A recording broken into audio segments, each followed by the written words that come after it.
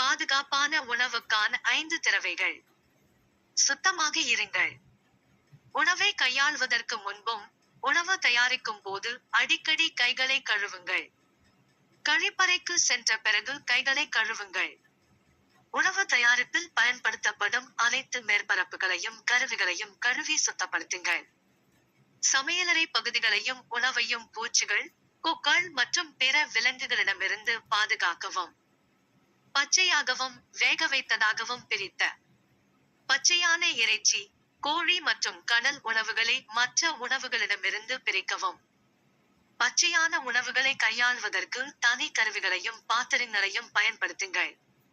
தொற்று தடுப்பதற்கு உணவை மூடியுள்ள கொள்கலன்களில் சேமித்து வைக்கவும். முழுமையாக சமைக்கவும். இறைச்சி, கோழி, முட்டை மற்றும் கடல் உணவுகள் போன்ற உணவுகளை முழுமையாக சமைக்கவும். சூப்கள் மற்றும் குழம்பு போன்ற உணவுகள் கொதிக்கும் வரை கொதிக்க வைத்து, அவை 70°C ஐ எட்டியுள்ளதை உறுதிப்படுத்திக் கொள்ளுங்கள். இறைச்சி மற்றும் கோழிக்கறிக்கு, சாறுகள் இளஞ்சிவப்பு அல்ல, தெளிவாக இருப்பதை உறுதிப்படுத்திக் கொள்ளுங்கள்.